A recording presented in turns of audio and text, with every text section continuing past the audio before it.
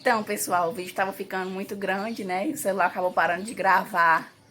E na hora que eu estava explicando a questão 5, por isso a gente vai continuar aqui, tá bom? Vamos continuar a partir de onde nós paramos, a questão 5, tá?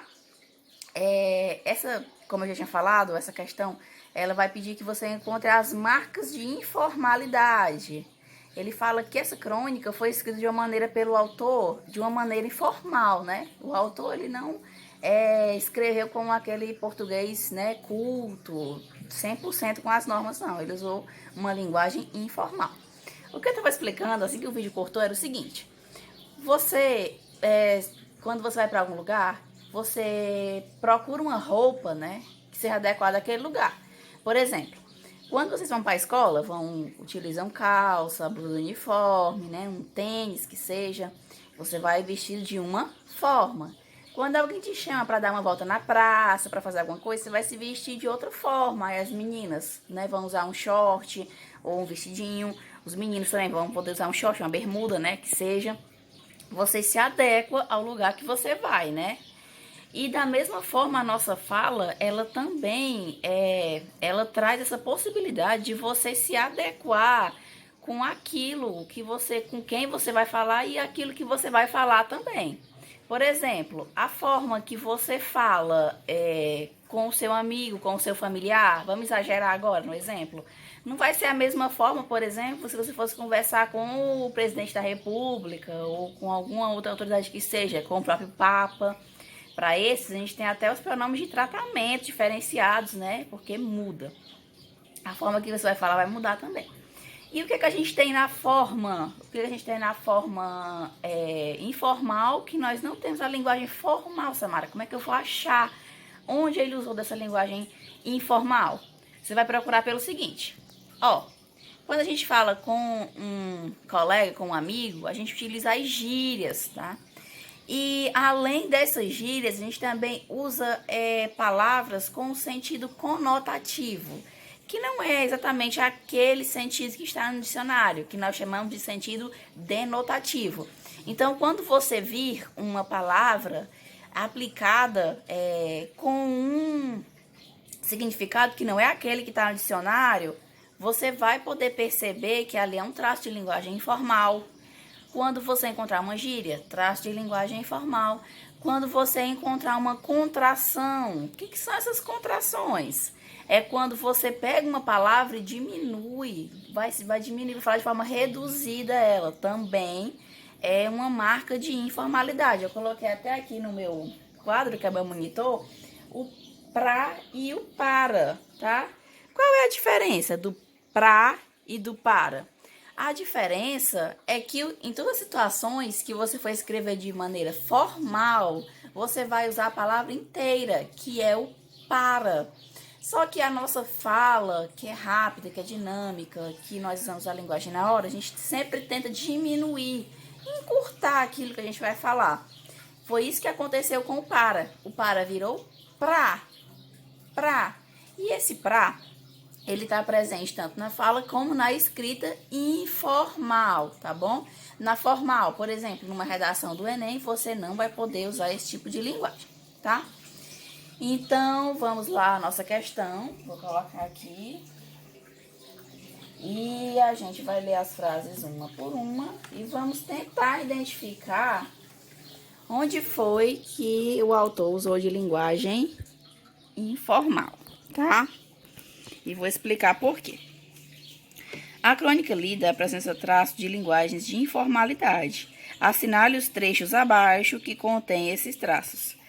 Assinale os trechos abaixo que contêm esses traços. Isso aqui eu já comentei com vocês, já ensinei que que o enunciado da questão, ele não é à toa. Se ele traz assinale os trechos, os traços, é porque ele está pedindo plural. Quando eu tenho plural, gente, não pode ser só uma coisa, tem que ser dois ou mais, tá certo? Vamos lá procurar. Comecei a fazer algo que me dá prazer. Ler o rosto das pessoas. Olha só. Comecei a fazer algo que me dá prazer. Ler o rosto das pessoas. Vamos lá, pessoal. O que significa ler para vocês? Ler, no dicionário, significa decifrar palavras, decifrar códigos, decifrar frases, orações. Então, essa questão do ler o rosto das pessoas, ele vai utilizar aí de uma maneira diferenciada, tá?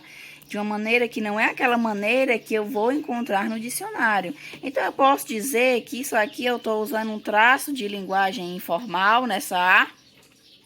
Sim, pode falar isso sim. Então, aqui você vai marcar essa primeira, tá bom?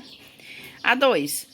Muitos amigos, casais jovens, segundo minha maneira de avaliar a idade. Pessoal, eu pergunto para vocês aí que estão me assistindo.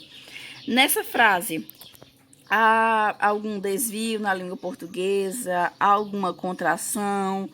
Há alguma palavra que não esteja no seu sentido de dicionário? Não.